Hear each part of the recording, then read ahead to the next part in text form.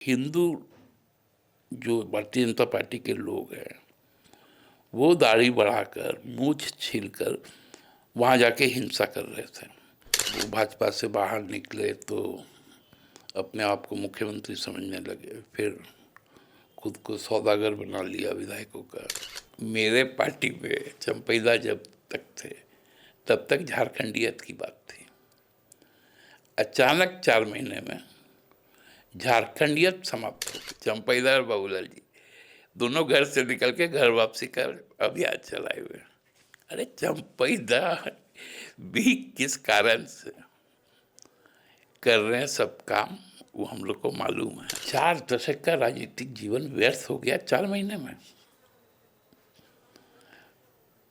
एक ठो कौन गुट्टी है ना, मुगली गुट्टी 555, वो राजनीतिक व्यक्ति ना होकर अब वो अब केवल और केवल जो राजनीतिक वाचालता है उसी पे आगे बढ़ने का काम कर रहा है। कि भारतीय जनता पार्टी यहाँ यदि अगले 5 साल तक सस्टेन कर गई तो फिर जाति, वर्ण, उसके बाद में धर्म के नाम पे वो लड़ाई करेगी।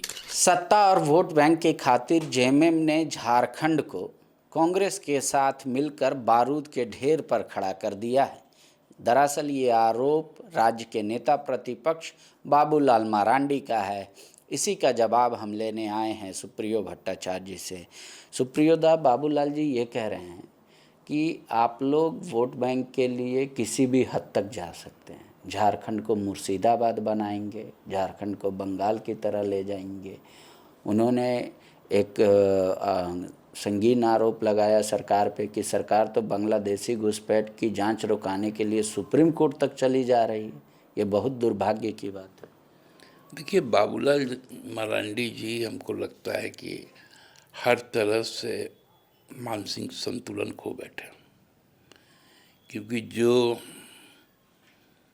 ख्वाब उन्होंने देखा था जब वो भाजपा से बाहर निकले तो अपने आप को मुख्यमंत्री समझने लगे, फिर खुद को सौदागर बना लिया विधायकों का, फिर खुद भी आ गए भाजपा में, फिर लगने लगा कि मैं भाजपा का ही मुख्यमंत्री फिर से बन जाऊंगा। जब लोगों ने इसको खारिज किया तो वो राजनीतिक व्यक्ति ना होकर अब वो अब केवल और केवल जो राजनीतिक वाचालता है उसी पे आगे बढ़ने का काम कर रहा है।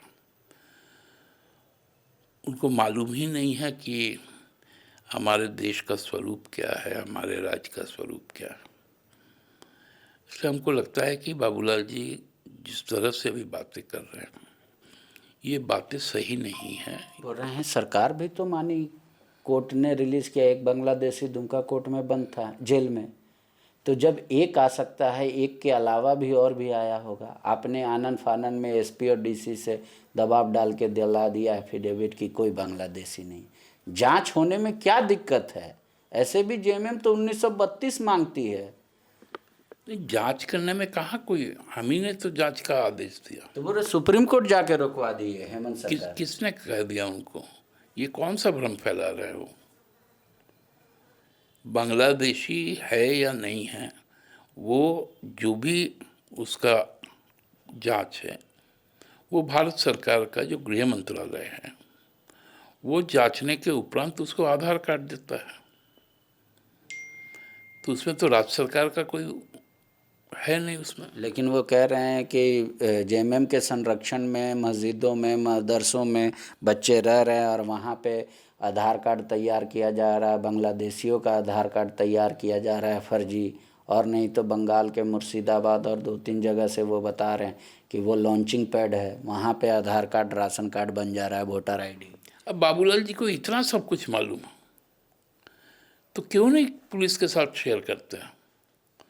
प्रेस के साथ शेयर करके क्या होगा? जहाँ इन्वेस्टिगेशन होना है, चाहे वो NIA हो, हमारा स्पेशल ब्रांच हो, बाबूलाल जी को कौन नहीं पहचानता है? लेकिन वो कह रहे कि सरकार अनुशंसा तो कर सकती है एनआरसी के लिए। मिनी एनआरसी सिर्फ संथाल परगना में है।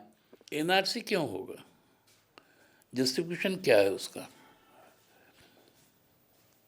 जस्टिफिकेशन तो बताना पड़ेगा ना। वो बोल रहे हैं कि भविष्य में ये मुर्शिदाबाद ना हो, बस भविष्य में ये कोई यहाँ पे मतलब खतरा उत्पन्न ना हो, लॉ एंड ऑर्डर की सिचुएशन खराब ना हो।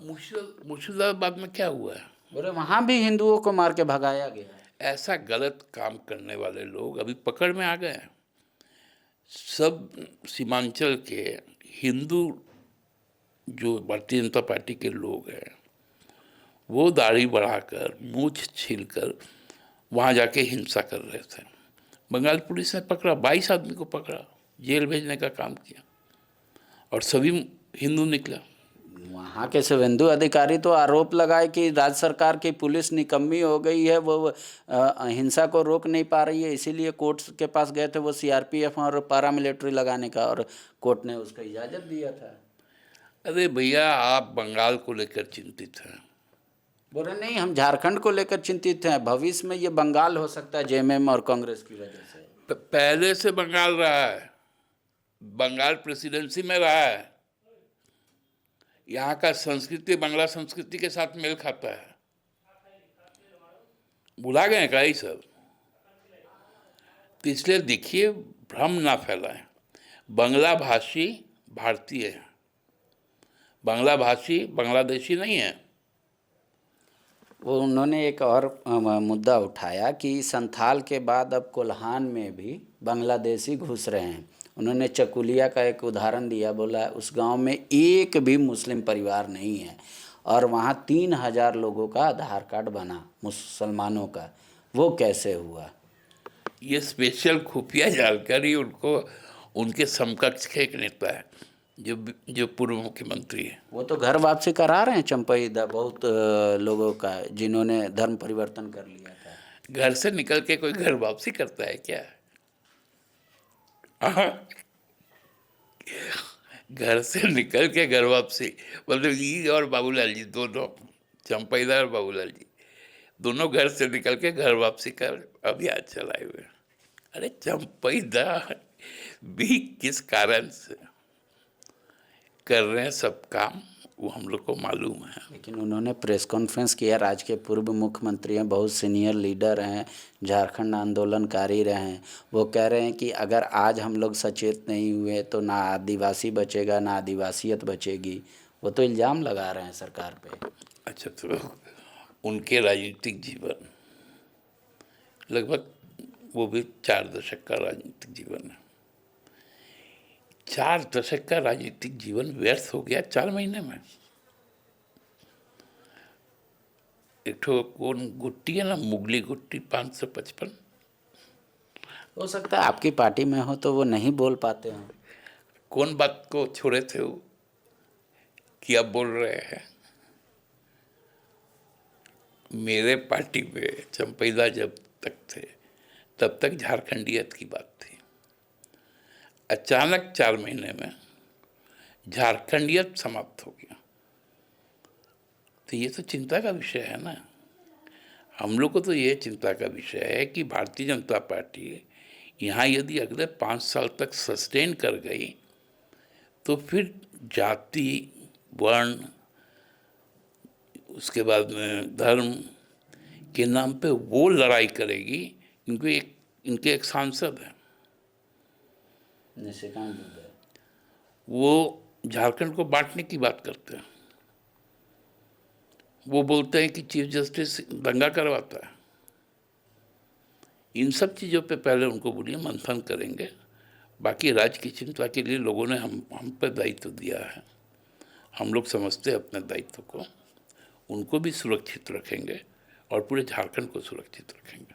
गोल, जहां 27 वर्षों के सफर में 17,000 से भी अधिक छात्रों ने डॉक्टर एवं इंजीनियर बनकर भरे सफलता की ऊंची उड़ान, जहां साधारण छात्र भी झारखंड टॉपर्स बनकर बना रहे इतिहास। दूरदर्शी शिक्षाविद श्री विपिन सिंह के मार्गदर्शन में मेडिकल एवं इंजीनियरिंग के लाखों छात्रों के लिए आशा की किरण के रूप में गोल, नेशंस लीडिंग इंस्टीट्यूट। बायोम सिर्फ मेडिकल प्रिपरेशन का संस्थान। बायोम से लगातार दूसरी बार नीट यूजी में 700 मार्क्स पार। 10th पास स्टूडेंट्स के लिए फाउंडेशन कोर्स, 11th पास स्टूडेंट्स के लिए फ्रेशर कोर्स और 12th पास स्टूडेंट्स के लिए टारगेट कोर्स 17 अप्रैल से शुरू हो रहे हैं। कॉल 7360066190 और visit biome, circular road near women's college and Hinoo, Ranchi. The follow-up.in.